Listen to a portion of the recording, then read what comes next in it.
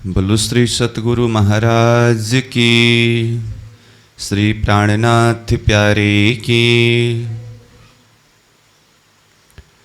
बिराजे बंगले ए जो मोहल तले ताल, 12,000 बड़ी रूहले, हकसों खेलत माहे हाल, हकसों खेलत माहे हाल।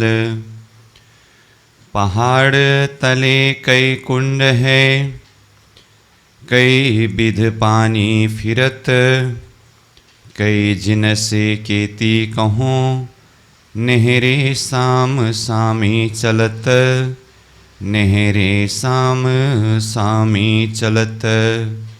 पहाड़ तले कई कुंड है।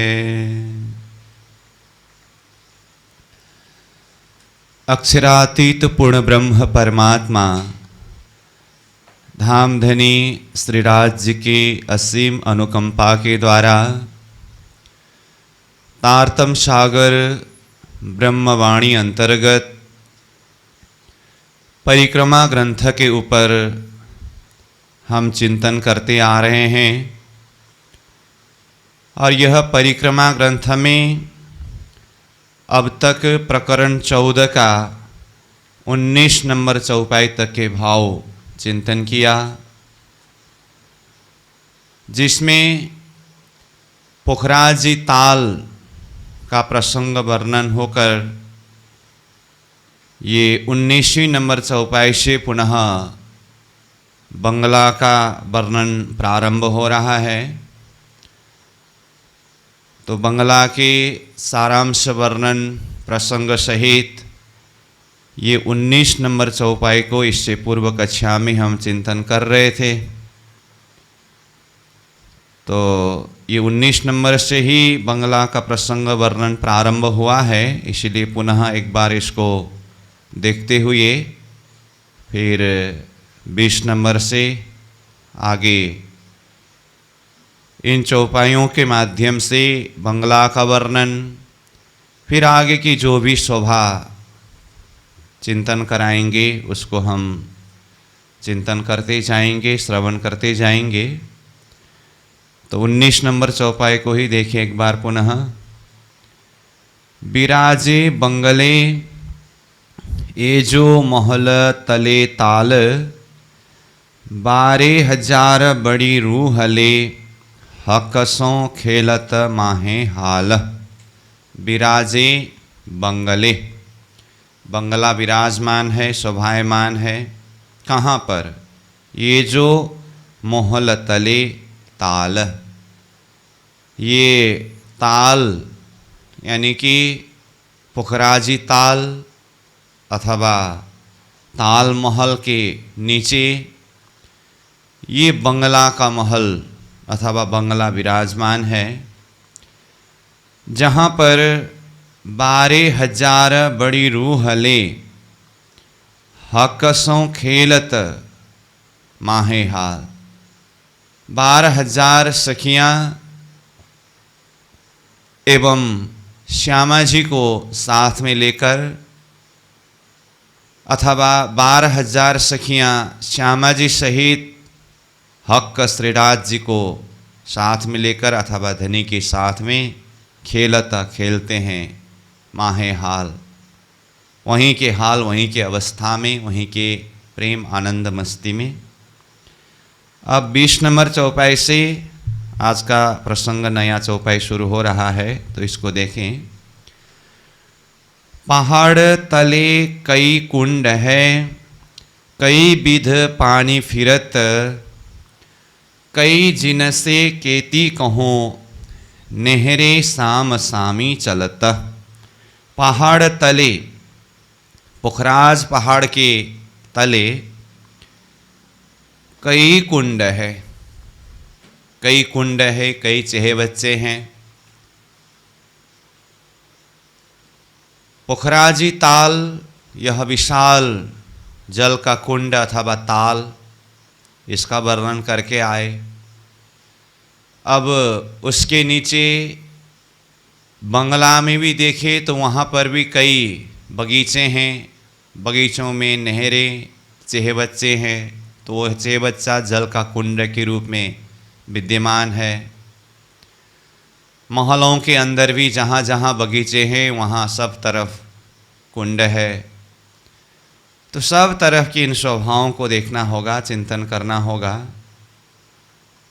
कई विध पानी फिरत, उन कुंडों में, उन चेहबच्चों में नहरों के द्वारा होते हुए पानी फिरते हैं, विचरण करते हैं।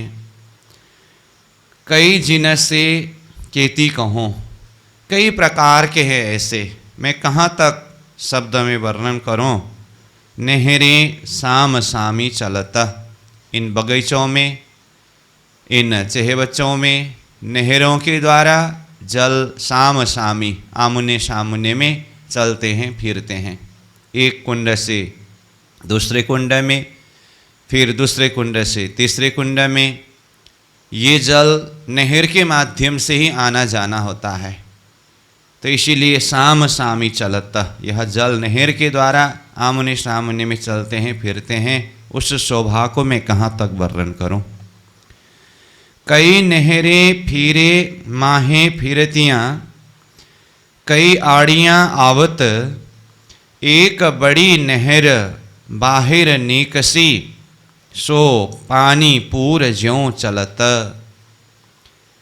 इन सर्व बगीचों के सारी नहरों को देखें, कई नहरें ऐसे गोल फिरते हैं और कोई सीधा आड़ी है।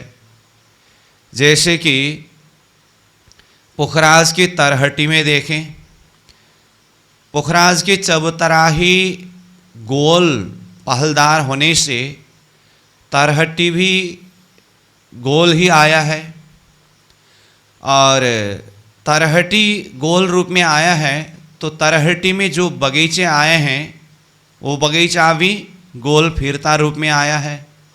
तो बगीचा गोल रूप में आया तो फिर साथ में ये जो नहरें चेहबच्चे ये भी गोल रूप में ही फिरते हैं। तो अन्य भी कई जगह में है, लेकिन सीधा पुखराज की तरहटी गोलाकार रूप में होने से वहाँ से समझने में सहज पड़ता है, इसलिए मैं वहाँ की बात कर रहा हूँ। तो जहाँ बगीचा ऐसे फिरते गोल रूप में है तो वहाँ नहरें भी गोल रूप में ही फिरते हैं, और जहाँ जहाँ बगीचे सीधा रूप में है तो वहाँ नहरें फिर सीधा आड़ी रूप में, फिर खड़ी रूप में, इस तरह से कई प्रकार से फिरते हैं। तो कहा कई नहरें फिरे माहें फिरतियाँ, अंदर ही अंदर ऐसे फिरते हुए बगीचा के अंदर नहरें फिरते हैं। कई आड़ियाँ आवत, कई नहरें आड़ी रूप में आता है, मतलब एक तरफ से ऐसे खड़ी नहरें जा रहा है, फिर उसमें बीच में आड़ी रूप में नहर आया है, तो फिरती नहर भी है, आड़ी नहर भी है। एक बड़ी नहर बाहर निकसी, एक बड़ी नहर, अब ऐसे तो कई जगह से ऐसी नहरें निकले हैं। जैसे हम पुखराजी तरहट्टी की ही बात कर रहे हैं, वहीं से भी देखें तो जैसे पूर्व तरफ की नहर से आगे निकली हुई जो नहर बंगला और पुखराज के चबूतरा के मध्य में कुंड में, वहाँ नहर का दर्शन होता है। यहाँ से देखें तो ये भी बाहर निकला हुआ ये शोभा दिखाई देता है।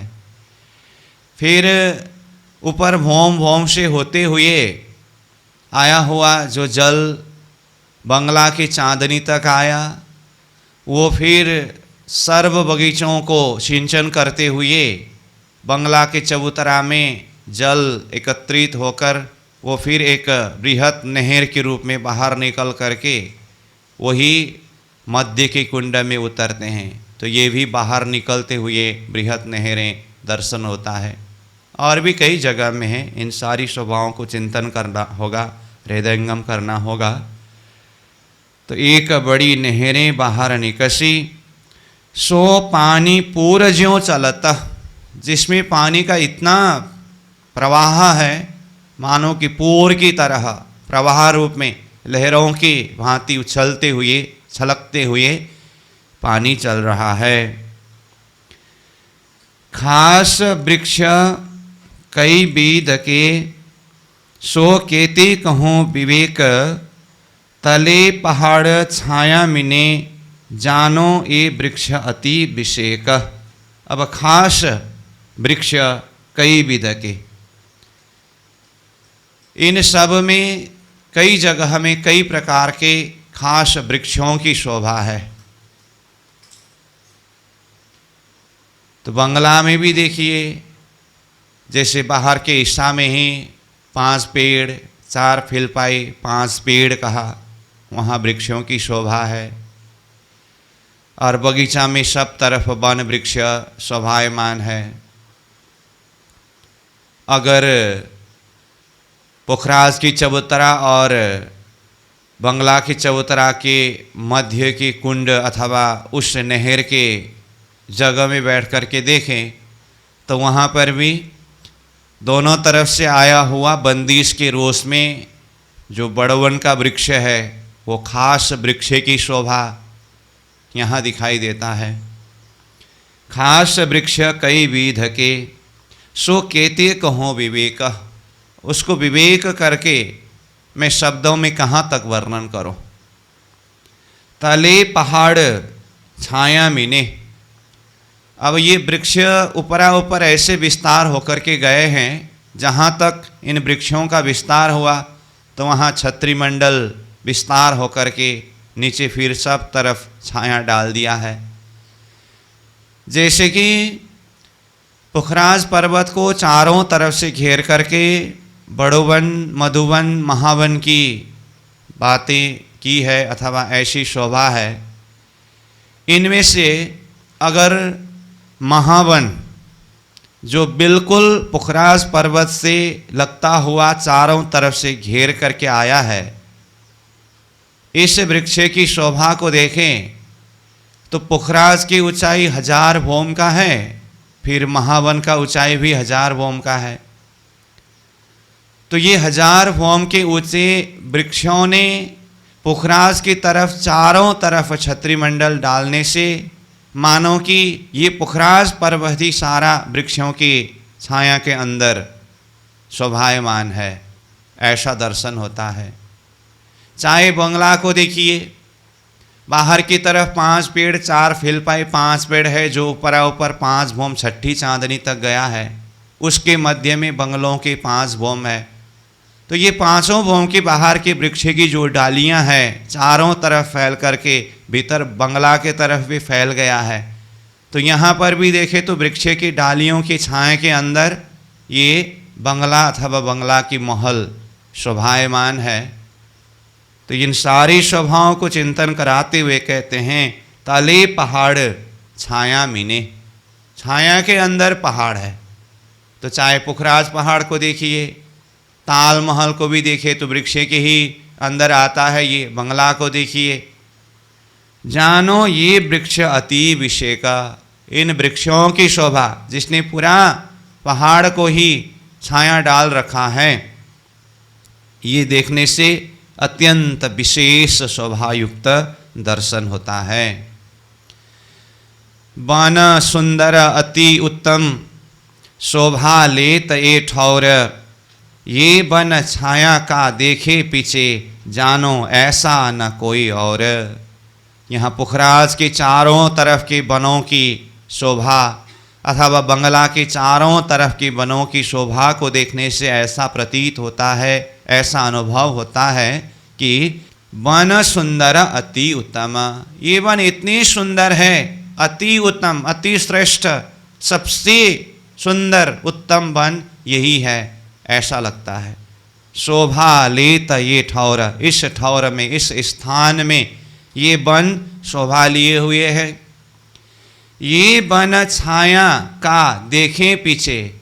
इस वनों के और इन वनों के द्वारा जो छाया पड़ा हुआ है, इन स्थानों को देखने के बाद जानो ऐसा न कोई और। अन्य जगह में तो ऐसी शोभा कहीं पर भी नहीं है। सबसे अधिक उत्तम, सबसे अधिक सुंदर शोभा यहीं पर है, ऐसा महसूस होता है। थंब बड़े बड़ी जाएगा, पहाड़ तले चहूँ और ये खूबी कही न जा वही, बन शोभित नहरे जोर। अब वन के साथ में थंबों की शोभा को देखिए। अगर यहाँ बंगला के ही जगह में बैठ कर के देखना हो तो वन कहने से वन 5 हार वनों की शोभा है, थंब कहने से ये बड़ी बड़ी फिलपाइयाँ हैं जो 4 हार में आए हैं। और अन्य भी जगह में देखें तो जहाँ भी वनों की शोभा थंबों की शोभा तो है ही, तो थंब बड़े बड़ी जाएगा मतलब सब तरफ विस्तार होकर के बहुत बड़ी जगह को लेकर के ये थंब का विस्तार हुआ है। पहाड़ तले चहूँ और पहाड़ के तले नीचे ये चारों तरफ ये विस्तार हुआ है। जैसे कहा ये बंगला के चबूतरा में देखे तो ये 4 फिलपाइयों को देखे, ये पहाड़ के तले चारों तरफ विस्तार होकर के आया हुआ है। ये खूबी कही न जा वही, इसकी शोभा सुंदरता को शब्द में कहा नहीं जा सकता है। वन शोभिता नहरें जोर, अब वनों में उन बगीचों में नहरें जोर मतलब अत्यंत जोर शोभा लिए हुए बहुत विस्तार से यह नहरें शोभायमान है। तो वहाँ के वनों में बगीचों में नहरों की शोभा है। बीच बीच दोरी बंद 48 बंगले, हार हारे 48 ये बैठक पहाड़ तले। देखिए अब वन कह करके बाहर के 5-5 हार वृक्षों की शोभा को चिंतन कराए, फिर बड़ी थंब कह करके बीच के 4 फिलपाइयों की चिंतन कराए। ये तो हुआ बंगला के चबूतरा के बाहरी दोनों तरफ के एक एक हिस्सा अथवा बाहर के चारों तरफ के हिस्सा। वहाँ 5 पेड़ 4 फिलपाई 5 पेड़ है ना, तो यहाँ पर वन और थंब शब्द से इन शोभा को वर्णन किया। अब उसके बाद मध्य तीसरे हिस्सा में क्या है, वहाँ बंगला एवं चेहबच्चा की शोभा है। तो 48 के 48 हारे बंगला, 48 के 48 हारे चेहबच्चे, तो ये शोभा को वर्णन कर रहे हैं। तो ये चौपाई नंबर 25 में कहा बीच बीच दोरी बंदा 48 बंगले। तो बीच बीच में ऐसे दोरी बंद बिल्कुल सीधा पंक्ति बंद, चाहे आड़ी रूप में हो चाहे खड़ी रूप में हो। तो 48 बंगले मतलब एक हार में कितने बंगले हैं, 48 बंगले हैं।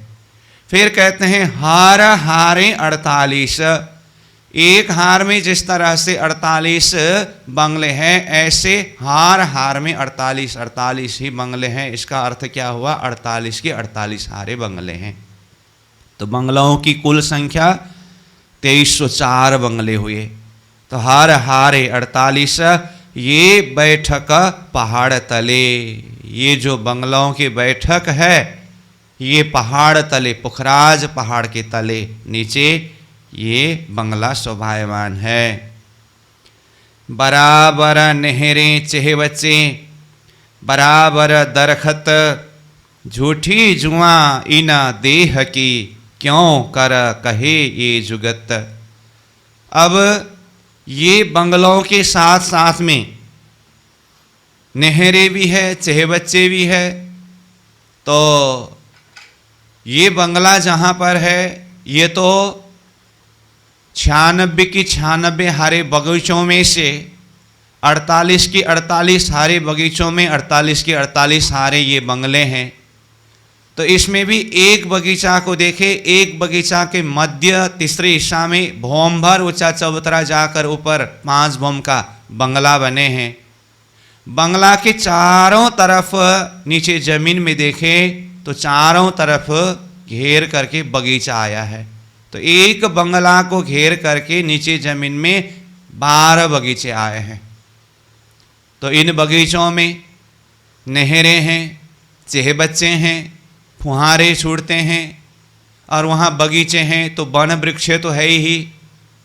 तो ये तो हुआ बंगला अथवा चेहबच्चा के चबूतरा से भौम भर नीचे की बगीचे, चेहबच्चे, नहरें, फुहारों की शोभा एक बगीचा में जैसे हैं सब में वैसा ही है।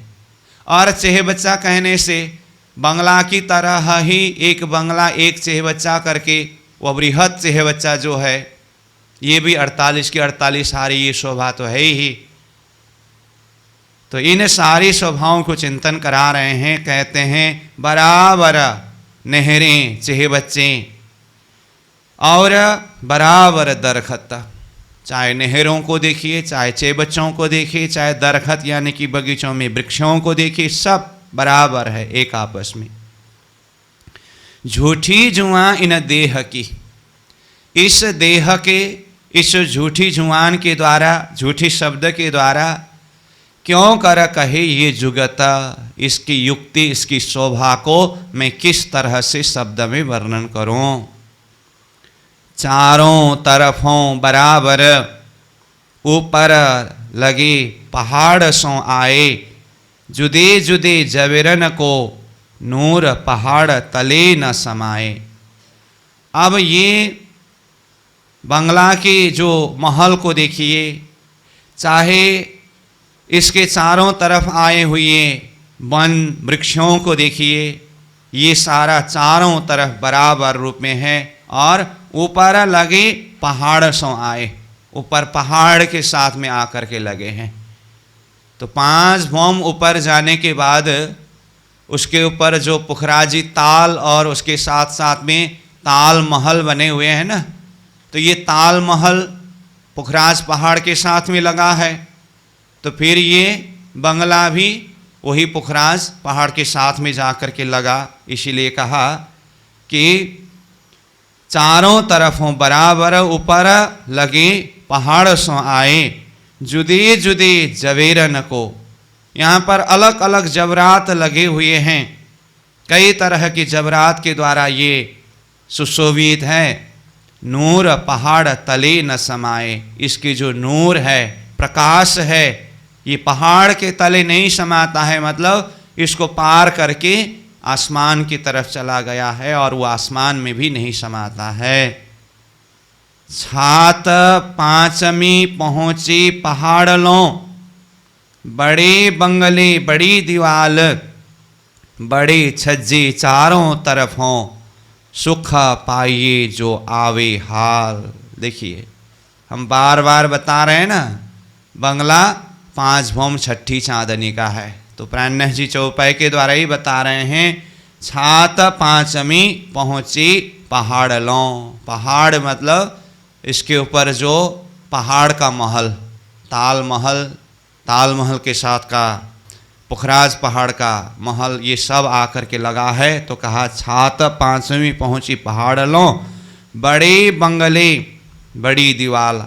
अब ये बंगला भी इतना बड़ा, इतना विशाल रूप में विस्तार हुआ है, उसमें आया हुआ मंदिरों में जो दीवाल है वो दीवाल भी बहुत बड़े विस्तार रूप से शोभायमान है। बड़े छज्जे चारों तरफ हों, और यहाँ से फिर चारों तरफ बड़े बड़े छज्जे विस्तार हुआ है। बंगला का अपना ही छज्जा तो है ही, भौम भौम पड़ते हुए गए तो इसमें भी छज्जा है। फिर बंगला के 5 भौम छठी चांदनी के बाद ऊपर की शोभा को देखें तो ये ताल के तरफ से फिर चारों तरफ छज्जा विस्तार होता होता गया है ना। जो प्रसंग पुखराज के प्रसंग में, छज्जा बढ़ने के प्रसंग में भी हम चिंतन कर आए हैं। जैसे पुखराज के पूर्व दिशा के पेड़ और ये ताल महल के बीच के जो छज्जा आपस में बढ़ते हुए विस्तार होते हुए जा कर के 250 भौम ऊपर जाकर 88,000 कोस की जो दूरी है, इसके छत को एक कर दिया है ना। तो उसको भी देखे तो वहाँ पर भी छज्जा विस्तार होने की बात है, और बंगला में तो छज्जा का विस्तार है ही, प्रत्येक भौम भौम में जहाँ पर भी छज्जा तो आता ही है।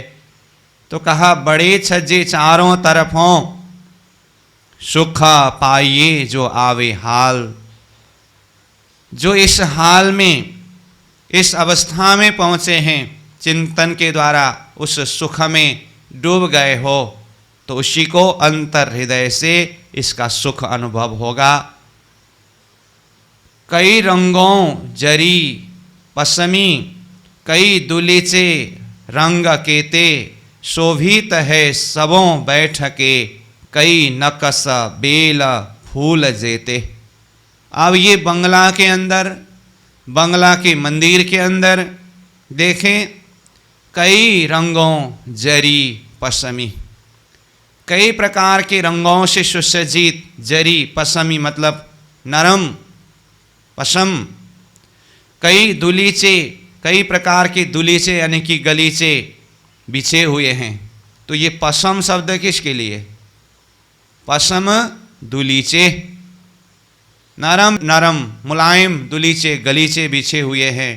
कई दुलीचे, कई तरह के कई दुलीचे, और उसमें रंग केते, कितने सारे रंग हैं उसको मैं कैसे वर्णन करूं। शोभित है सबों बैठके, ऐसे सब तरह के बैठकों में, बंगलों में, मंदिरों में, सब बैठकों में ऐसी शोभा सुशोभित है। कई नकस बेल फूल जेते, वो दुलीचा में देखिए उसमें कई रंग तो है ही, और उसके अंदर कई तरह के नक्काशकारी डिजाइन बनाया हुआ है। बेल मतलब बेलियां जैसे डिजाइन बना हुआ है, कहीं तो फूल के जैसे डिजाइन बना हुआ है। वो नक्कस बेल फूल जेते मतलब जितने भी है ये सारा दुलीचा मतलब गलीचा में चित्रकारी किया हुआ है।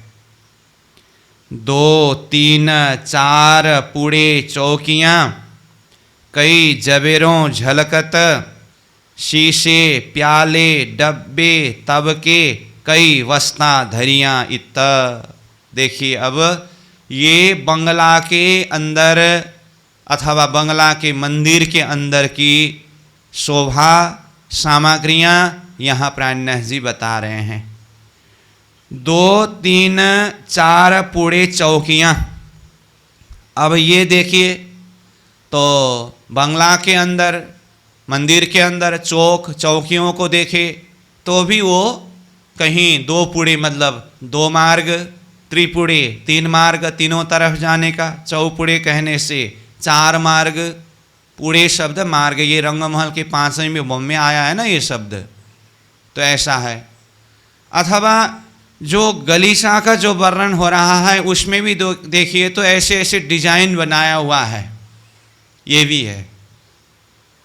तो यहाँ सब तरह की शोभा को देखें तो ये बंगला में कई तरह के जो बैठकें, कई तरह की शोभा है। कहीं से दोनों तरफ जाने के लिए मार्ग है, कहीं से 3 तरफ, कहीं से 4 तरफ, चौकियाँ, कहीं बीच बीच में चौक बना हुआ है। कई जबेरों झलकत, इन सब में कई तरह के जबरात के जैसे प्रकाश झलझलाकार रूपेण प्रकाशित हो रहा है। अब देखिए तीसरे चरण में वो जो बंगला के मंदिरों के अंदर में सामग्रियां सजा करके रखे हैं, जैसे रंगमहल का वर्णन हुआ, 6-6 हजार मंदिरों के वर्णन के प्रसंग में भी वहाँ अंदर कई तरह के सामग्रियां सजा करके रखे, वो प्रसंग वर्णन हुआ था ना। ऐसे ही अब यहाँ बंगला के मंदिरों के अंदर ये बहुत सारे सामग्रियां सजा करके रखे हैं, धरे हुए हैं। तो क्या क्या है कहते हैं, शीशे है, प्याले हैं, डब्बे हैं, तबके हैं, ये अलग अलग सामग्रियां हैं। कई वस्ता धरियाँ इत, अब कहाँ तक नाम ले, इसलिए बहुत सारे वस्तुओं को, बहुत सारे सामग्रियों को एक शब्द में समेट करके कहा कई वस्ता। अब इसके अंदर सारा समझना होगा। धरियाँ इत यहाँ धरा हुआ है, क्यों? क्योंकि परमधाम के सखियों के भी सखियाँ जो खूब खुशहालियाँ हैं ना, तो उन खूब खुशहालियों का रहने का स्थान ये बंगला के मंदिर है। तो उनको भी तो सब प्रकार की प्रबंध व्यवस्था होनी चाहिए, इसलिए सब तरह की वस्ता सामग्रियाँ यहाँ पर धरे हुए हैं। और भी कई सामग्रियाँ हैं, ये सब कहते हैं 31 नंबर चौपाई में देखिए, कई सादे सिंहासन, कईयों ऊपर छत्र, कई ठौर कदेले कुर्सियाँ, कई तखत खुवत्तर, कई सादे सिंहासन। कई जगह में तो साधारण सिंहासन शोभायमान है, कईयों ऊपर छत्र, कई जगह में ऊपर छतरी लगाया हुआ और विशेष सिंहासन सजे हुए हैं। कई ठौरों कदले, कई जगह में कदले मतलब ऐसे आरामदायी हिसाब से बैठने वाले कुर्सियाँ, कुर्सी धरे हुए हैं। कई तखत खुबत्तर, कई जगह में खूब सुंदर, खूब में भी खूब खुबत्तर करके पहले आया था ना, सुंदर में भी अधिक सुंदर खुबत्तर ऐसे तखत धरे हुए हैं। बंगला के मंदिरों के अंदर की शोभा ये वर्णन हो रहा है। कई एक ठौरा हिंडोले, कई सेज बिछौने पलंग, कई जुदे जुदे जवेर करत मिनो मिने जंग। अब देखिए और क्या क्या है। कई एक ठौरा हिंडोले, कई जगह में तो हिंडोले लगे हुए हैं। कई सेज बिछौने पलंग, कहीं पर सेज्या बिछौने पलंग लगे हुए हैं विश्राम के लिए। कई जुदे जुदे जबेर, अलग अलग प्रकार की जबेर लगे हुए हैं, बने हुए हैं, जबरातों से सजे हुए हैं ये सारी सामग्रियाँ। करत मिनो मिने जंग, और इसकी जो प्रकाश है, इन सारी सामग्रियाँ तो है ही एक एक सामग्रियों के, उनमें जड़े हुए एक एक नंगों के प्रकाश एक आपस में जंग कर रहा है। कई शोभित है सांकले, माहे डब्बे पुतलियाँ तवक, इत रूहे संग श्यामा जी, बीच विराजत हक्क। कई शोभित है सांकले, कहीं पर तो ऐसे सांकल जो जंजीर की तरह ऐसे सांकल लटके हुए हैं। माहे डब्बे पुतलियाँ तवक, उसमें कई तरह के डब्बे और कई पुतलियाँ ऐसे डिजाइन बना हुआ है। ईता रूहें संग श्यामा जी, यहाँ पर रूहें 12,000 आत्माएं संग श्यामा जी के साथ में बीच विराजत हक्क, मतलब श्यामा जी सहित 12,000 सखियों के समूहों को लेकर के बीच में हक्क प्रियतम धाम धनी श्रीराज जी महाराज विराजते हैं। कई सीढ़ियाँ स्वर्ण की, कई हीरा माणिक पुखराज, उपली भौमे चौकी पर, कई धरे संदूके साज। अब एक भौम की शोभा चिंतन कराने के बाद, वर्णन होने के बाद, फिर ऊपर दूसरी भौम में भी जाना है, भौम भौम होते हुए जाना है ना। तो बंगला की 5 भौम है, मंदिर के देखे तो 25 भौम है, तो ऊपरा ऊपर भी जाना है। तो कहते हैं कई सीढ़ियाँ, कई जगह में कई तरह की अलग अलग सीढ़ियाँ हैं। और वो सीढ़ियाँ भी कैसे हैं? स्वर्ण की, स्वर्ण का है सीढ़ियाँ भी। कई हीरा माणिक पुखराज, और कहीं तो सीढ़ी में भी हीरा माणिक पुखराज ये अलग अलग नंग धातु जड़े हुए हैं। ऊपली भौमे चौकी पर, वो सीढ़ी के माध्यम से ऊपर के भौम में जाकर के उन भौमों की चौकों में, चौकियों में जाकर के देखें। कई धरे संदूके साज, ऊपर के भौम में भी कई तरह की सामग्रियाँ, संदूके कई तरह, साज मतलब सामग्रियाँ धरे हुए हैं, सजाया हुआ है। इसका मतलब हर भौम में ये हर तरह की सामग्रियाँ सुशोभित है। कई शोभित साखे कमाड़ियाँ, जोत जबेर झलकार, घोड़े कड़े बेनी जंजीरा, रोशन करत अपार। अब इन मंदिरों के दरवाज़ों की शोभा को देखिए। कई शोभित शाखें कमाड़ियाँ, कमाड़ियाँ मतलब किवाड़, दरवाज़ों में कई प्रकार के शाखे डिजाइन शोभायमान है। जोत जवेर झलकार, उसमें अलग अलग प्रकार के नंग जड़े हुए हैं, कई तरह के वहाँ डिजाइन है, तो उसमें अलग अलग प्रकार की ज्योति झलझलाकार रूप से प्रकाशित हो रहा है। घोड़े कड़े बेनी जंजीरा, अब ये घोड़े जो कड़े हैं, बेनी, ये सारा वो किवाड़ में बने हुए अलग अलग प्रकार के डिजाइन है। जंजीरा, उसमें कई तरह की जंजीरा, सांकल ऐसे बना हुआ है। रोशन करत अपार, इन सब में से अपार रोशन, अपार प्रकाश निकल रहा है, तो सब प्रकाशित कर रहा है। हर बंगले विस्तार बड़ा, आगों बड़े दरबार, कई महलों कई मंदिरों, कहो कहाँ लग कहो न शुमार। हर बंगले विस्तार बड़ा, हर बंगले कहा, बंगलों की संख्या कितना कहा था पहले? 48 की 48 हारे बंगला आकर के चौपाई में ही पहले आया। पूरा बंगले 2304 बंगले हैं, इसीलिए यहाँ इन सारे बंगलों को कहा हर बंगले, हर एक बंगला विस्तार बड़ा, बहुत बड़े विस्तार है एक एक बंगला का। आगों बड़े दरबार, हर बंगलों में देखिए तो आगे सामने तरफ किस तरफ से देखने से? चारों तरफ बड़े बड़े दरवाजे हैं। कई महलों कई मंदिरों, एक बंगला के अंदर जाकर के देखें तो एक बंगला के अंदर ही कई महल है, कई मंदिर है। कहो कहाँ लग कहूँ न शुमार, कहाँ तक कहूँ मैं? इसको ऐसा पढ़ना चाहिए, कहो, कहो कि कहाँ लग कहूँ, कहाँ तक कहूँ मैं इस शोभा को, न शुमार, इसका कोई हिसाब ही नहीं है, पारवार ही नहीं है। तो मतलब ये जो बंगले के अंदर कई महल है, कई मंदिर है, इसको मैं कहाँ तक कहूँ, ये बेशुमार है। ये बन जवेरा अरस के, खूबी कहा कहे जुआन, बीच बैठक चबूतरे, सुख रूहें संग सुभान। ये बन जवेर अरस के, अब बंगला के साथ में वन आया है, बगीचे आया है। जैसे कि पहले ही कहा, एक बंगला को घेर करके नीचे कितने बगीचे हैं? 12 बगीचे हैं।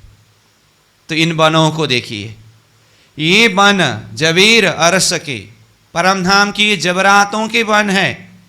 खूबी कहा कहे जुआन, इसकी खूबी इसकी शोभा को मैं जुआन से शब्द से किस तरह से वर्णन करूं बताऊं।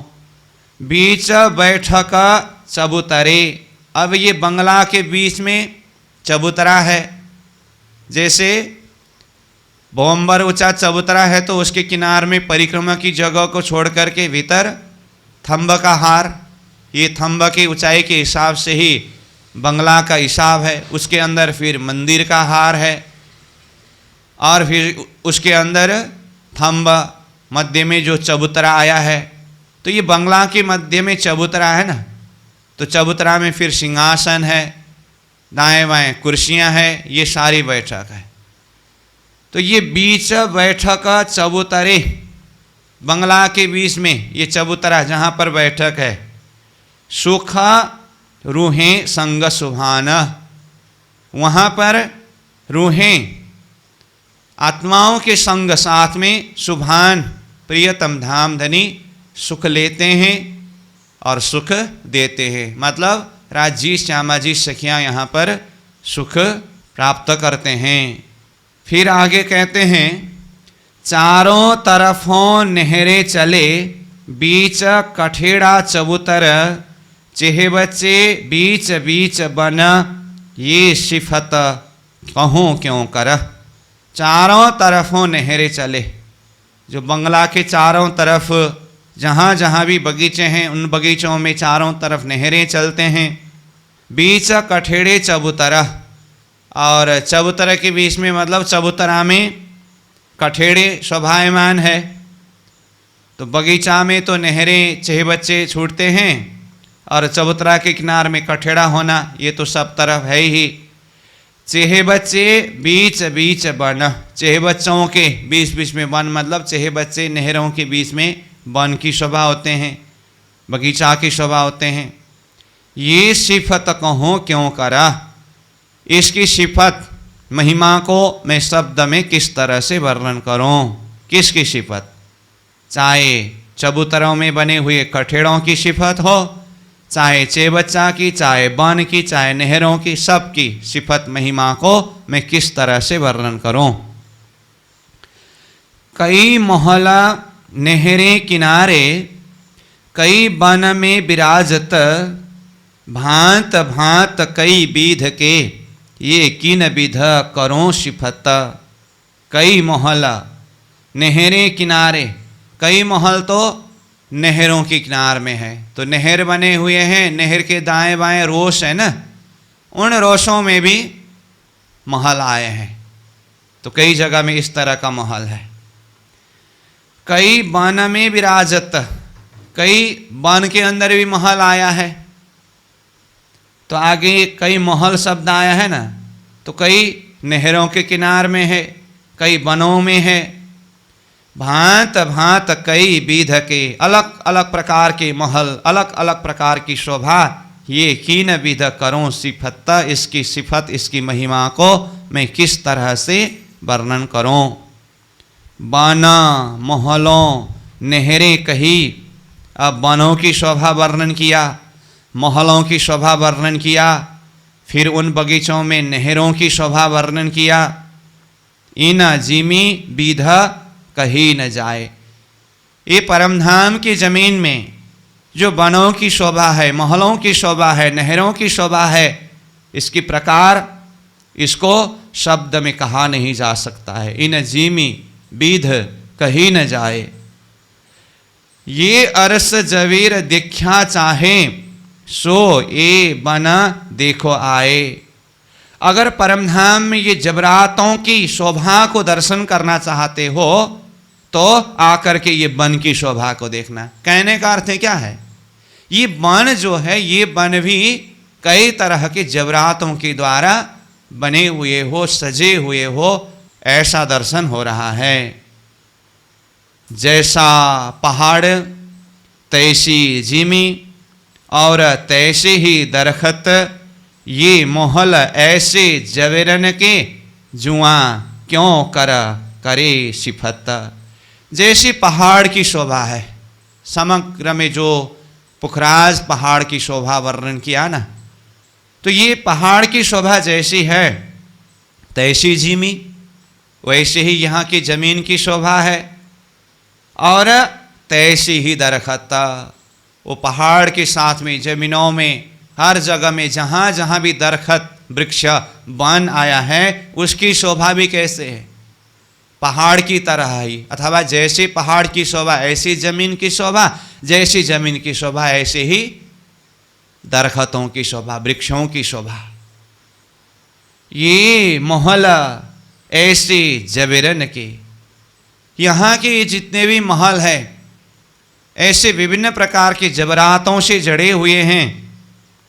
जुआ क्यों कर कहे सिफत। इस जुआन के द्वारा उन जबरातों से सजे हुए महलों की सिफत महिमा को किस तरह से वर्णन करूं? ये नूर खूबी इत की इत ही, इनका निमुना सोए, और शब्द तो निकसे, जो और ठौर कोई होए। देखिए कैसे भाव बता रहे हैं। ये नूर खूबी इत की इत ही, ये परमधाम की महलों की नूरमय खूबी, शोभा, सुंदरता। इत की मतलब ये परमधाम की, इत ही ये परमधाम में ही शोभायमान है। मतलब ये परमधाम की इन महलों की शोभा को वर्णन करने के लिए धरती में कोई भी ऐसा सामग्रियां नहीं है। इसलिए ये शोभा, इत की मतलब परमधाम की शोभा, परमधाम में ही विद्यमान है, शोभायमान है। ये नूर खूबी इत की इत ही, इनका निमुना सोए। अगर नमूना भी अगर कहे तो परमधाम की इन सामग्रियों के लिए, इन स्वभावों के लिए समझने के लिए परमधाम की वही सामग्री ही नमूना है। मतलब दूसरा कोई है ही नहीं, तो नमूना कहाँ से ला करके दे? अगर इन शोभाओं को समझने के लिए आपको नमूना चाहिए तो वो परम धाम की नमूना परम धाम ही है। कहने का मतलब ऐसा कोई है ही नहीं जो नमूना देने के लिए, उदाहरण देने के लिए, समझाने के लिए कोई दूसरा वस्तु, पदार्थ, सामग्रियाँ अथवा शब्द कुछ हो। इनका नमूना सोए, मतलब वही है नमूना ही। और शब्द तो निकसे, इसको नमूना देने के लिए अन्य वस्तु के साथ में तुलना करके समझाने के लिए दूसरा शब्द तो तब निकल सकता है जो और ठौर कोई होए। इसके अलावा दूसरा कोई ठौर हो, दूसरा कोई वस्तु सामग्रियां हो तो उसके साथ में तुलना करके इसको समझाया जाए। दूसरा तो कोई है ही नहीं, तो फिर कहाँ से दूसरे ठौर अथवा दूसरे वस्तु के साथ में तुलना करके समझाऊं। फिर आगे कहते हैं, ये दरखत नहरें चहे बच्चे, बीच खेलना ठौर कमाल, याही विध बड़े पहाड़ लग, सुख रूहें नूर जमाल। ये दरखत, परम धाम के जमीन के ये दरखत वृक्षों को देखिए, नहरें, जितने भी नहरें हैं उसको देखिए, चेह बच्चे, जितने भी चेह बच्चे हैं उसको देखिए, चाहे दरखत हो, नहरें हो, चेह बच्चे हो। बीच खेलना ठौर कमाल, ये सारा खेलने का ठौर है। किसके?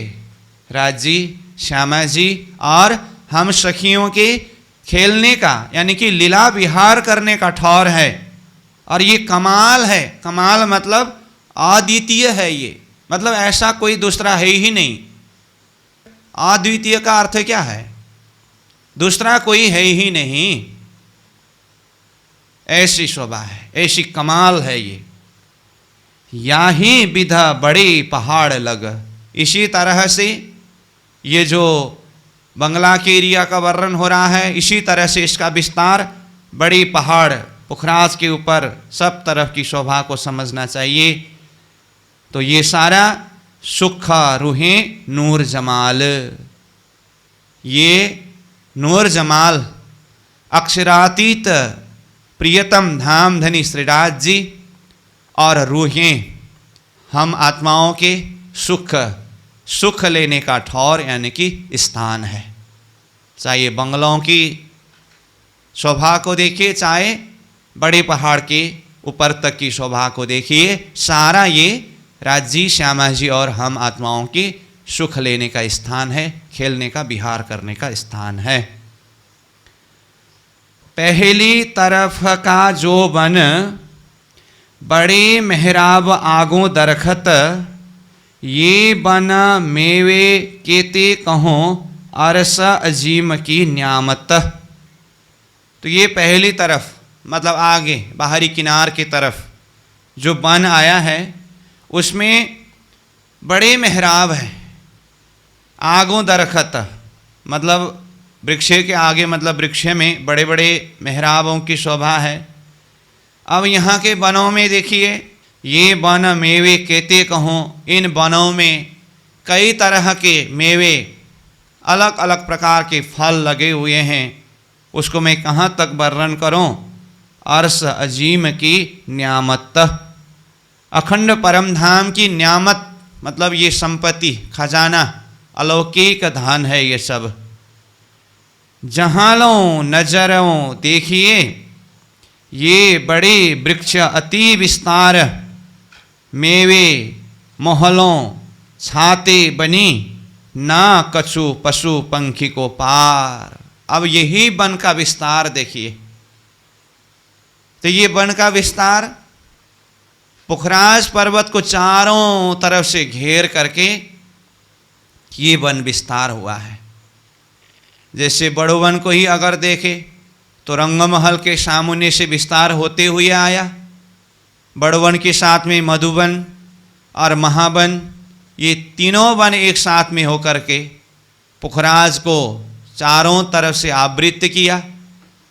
फिर यही वन आगे विस्तार होते हुए पुखराज जी से उत्तर दिशा के तरफ 9 लाख कोश तक जो जवेर की नहर का हद है, यहाँ तक पूरा यही वन का विस्तार है। पश्चिम की तरफ देखें तो पश्चिम की चौगान के किनार तक, पूर्व की तरफ देखें तो अक्षरधाम के इस तरफ किनार तक, चारों तरफ इन वनों के विस्तार है। और वहाँ से भी आगे देखें तो जवेर की नहर, माणिक पहाड़ का हद, बन की नहर, छोटी रांग, बड़ी रांग, सब तरफ यही वन का विस्तार है। कहाँ तक इसको देखेंगे, कहेंगे।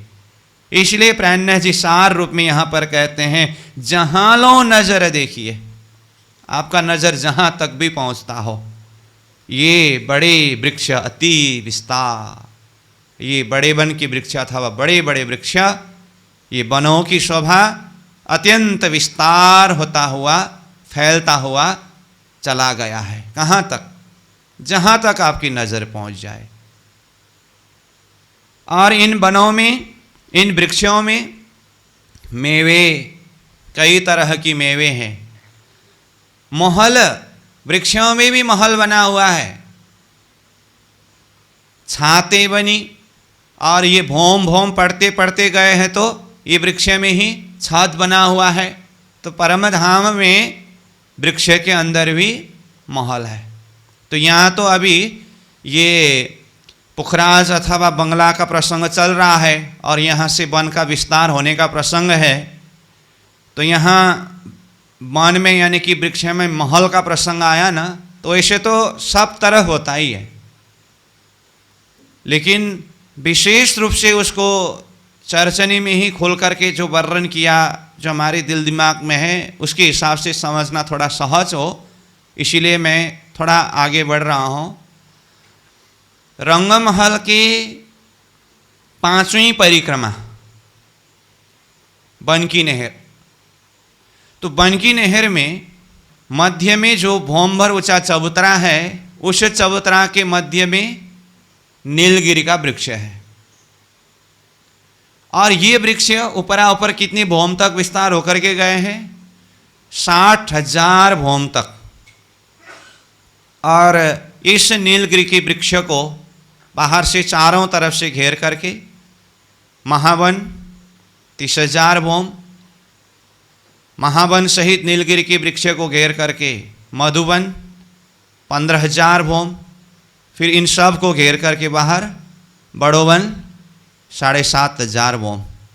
तो ये प्रसंग में मध्य में जो नीलगिरी का वृक्ष है ना, वो वृक्ष का वर्णन, अब वहाँ इतनी अपरंपार शोभा है, इसलिए वहाँ जाने के बाद ज़्यादा शब्द में वर्णन नहीं है, लेकिन वहाँ संकेत ऐसा वर्णन किया है कि वो वृक्ष के अंदर ही ऐसे महल है। तो एक भौम के अंदर ही ये बन की नहर का वर्णन होने से पहले माणिक पहाड़ का वर्णन हुआ ना। माणिक पहाड़ का वर्णन कितना बेशुमार, कितने अपरंपार है। 16 लाख कोस का लंबा चौड़ा, 48 लाख कोस का गिर्द, एक भौम में ही 12,000 की 12,000 हारे 14 करोड़ 40 लाख हवेलियां, और उसके अंदर महल, बगीचे, और फिर मध्य का जल स्तून, ये सारी शोभा तो एक भौम में है ही। और इसके ऊपर 12,000 भौम तक का विस्तार। ऐसे माणिक पहाड़ का वर्णन होने के बाद फिर 5वीं परिक्रमा बन की नहर में जाकर के वर्णन किया, चिंतन कराया। और बन की नहर में जो नीलगिरी के वृक्ष का वर्णन हुआ, तो उसमें एक भौम के अंदर ही ऐसे माणिक पहाड़ समा जाता है। ऐसा वर्णन आया कि नहीं आया? कहने का अर्थ, परमधाम के वृक्ष के अंदर भी कितने सारे महल, मंदिर, हवेलियां बने हुए होते हैं, भौम के ऊपर भौम। तो ऐसे ही परमधाम के सब तरह वनों में महल का शोभा होता है। बाहर से देखने से वो बृहद वृक्ष है, और जहाँ पर उसका जमीन है वहाँ पर एक दरवाजा आता है। उसके अंदर जैसे गए, बड़े बड़े वृक्षों में अंदर महल होते हैं, तो जैसे ये रंगमहल के पास में जो बड़वन की वृक्ष है ना, इन वृक्षों के अंदर भी जैसे वृक्ष में भौम भौम पड़ते हुए ऊपर गए तो वृक्ष के ऊपर कहाँ से चले जाएंगे, तो वृक्ष के अंदर ही सीढ़ी लगा हुआ होता है। ऐसी ऐसी शोभा है, ऐसी ऐसी विशेषता है परम नाम के वन की। देखिए मेवे मोहल, वृक्ष में कई तरह की मेवे है, कई महल बने हुए हैं, छाते भौम भौम भौम पड़ते पड़ते छात वृक्षों में बनते हुए गए हैं बनी। ना कछु पशु पंखी को पार, फिर इन वनों में पशु पंखियां रहते हैं ना, कोई पशु पंखी वनों के बीच में जो अखाड़ों में रहते हैं, कोई भौम भौम के महलों में रहते हैं, कोई ऊपर छात में रहते हैं, सब जगह पशु पंखियों के स्थान है।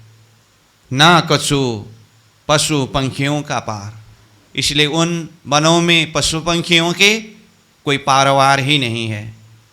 सोई जिमी उज्जल अति शोभित, ये जो पहाड़ नजीक या दूर, आकाश भरियो रोशनी कहाँ लग कहूँ ए नूर।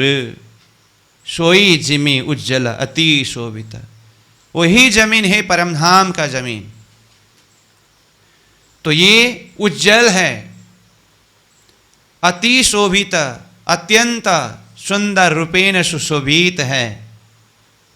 ये जो पहाड़ नजीक या दूर, चाहे ये पहाड़ का ही जमीन देखिए, चाहे पहाड़ के नज़दीक की ज़मीन को देखिए, चाहे पहाड़ से दूर दूर की ज़मीन की शोभा को देखिए। अब ज़मीन के साथ में वन वृक्ष सारी शोभाओं को देखिए।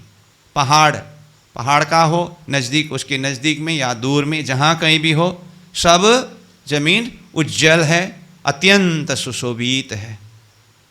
आकाश भरियो रोशनी, सब तरफ के ज़मीन के जो कण कण के प्रकाश, वो रोशनी आसमान में भरा पड़ा है, आसमान को प्रकाशित किया हुआ है।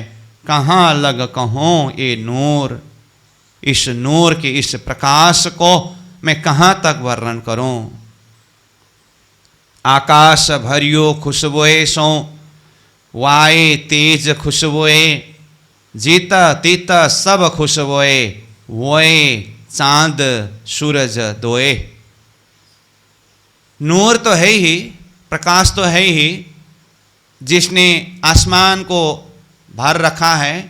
साथ में इन वनों में जो मेवे हैं अथवा बेलियां, लताएं, फूल है, ये सारे सामग्रियों के द्वारा, हर एक वस्तु के द्वारा जो खुशबू निकल रहा है, सुगंध निकल रहा है और फैल रहा है, वो खुशबू भी, वो सुगंध भी पूरा आसमान तक फैल करके आसमान को सुगंध ने भर रखा है। आकाश भरियो खुशबुए सो, वाए तेज खुशबुए। वाए हवा, वो परमधाम में हवा चलते हैं ना, पवन, उसमें खुशबुएं हैं, खुशबू है। तेज, वहाँ के प्रकाश, तेज भी खुशबू है। पहले ही आया ना, एक के अंदर ही सब पूर्ण है करके। जीता तीता सब खुशबू है, जहाँ देखो वहाँ सब तरफ खुशबू ही खुशबू है, सुगंध ही सुगंध है। इसीलिए परमधाम प्रवेश करते समय शुरू में भूमिका में ही परमधाम के हर एक वस्तु में 5-5 विशेषताएं हैं। यहाँ से प्रारंभ किया जाता है ना, तो किसके आधार पर कहा गया। अब एक ही बार चौपाई चौपाई से अंदर जाने से समझना मुश्किल पड़ता है, इसलिए शुरू में उसको एक बेस बिठाने के लिए, दिल दिमाग में एक आकार खड़ा करने के लिए शब्दों के सहारे बताया जाता है। परंतु ये सारे विषय कोई मनोकल्पित नहीं होता है। महामती प्राणनाथ जी ने वाणी में जिस तरह से ये सारी शोभा वर्णन किया है, उसी को सार सार रूप में बताया जाता है। तो शुरू शुरू में तो लोगों को लगता है हम वाणी पढ़ने के लिए आए, अभी तक तो पता नहीं क्या क्या क्या ऐसे ही कथा कहानी सुना करके उलझा रहे हैं, ऐसा लगता है। वो सारी बातें कोई कथा कहानी की बात नहीं होती है।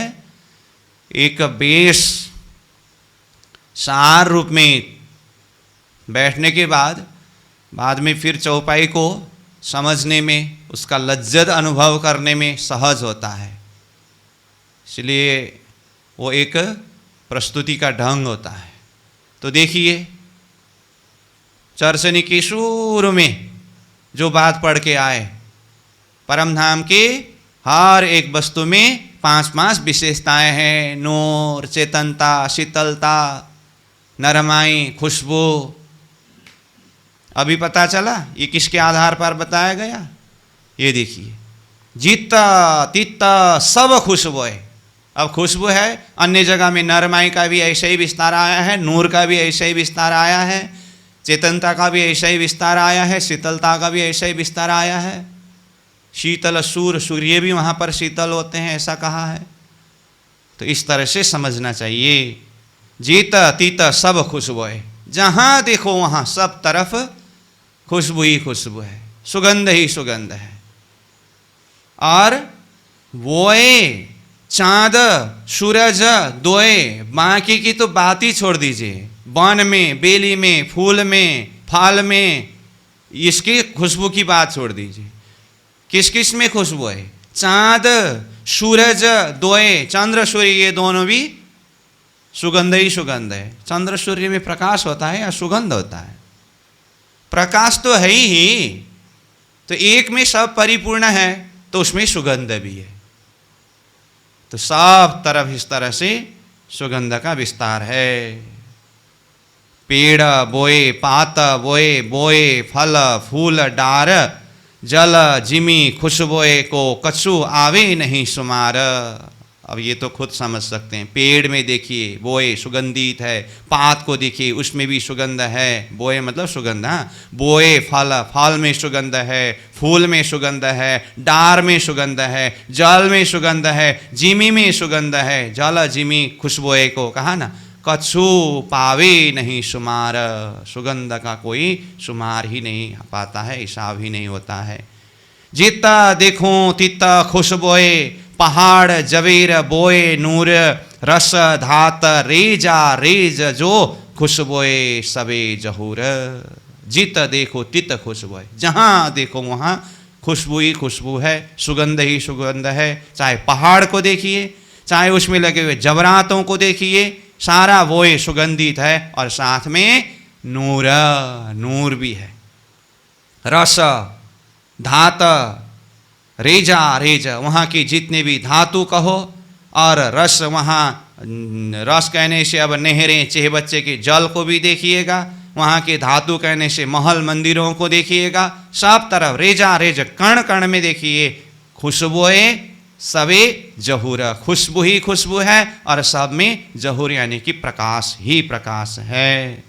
कई रहत अंदर जानवर, कई विध बोले वाण, ये खूबी खुशहाली हक की जुदी जुदी कई जुबान। अब इन वनों के अंदर कई तरह की जानवर रहते हैं। कई रहता अंदर जानवर, किसके अंदर? वन की शोभा वर्णन हो रहे तो वन के अंदर कई तरह के जानवर रहते हैं।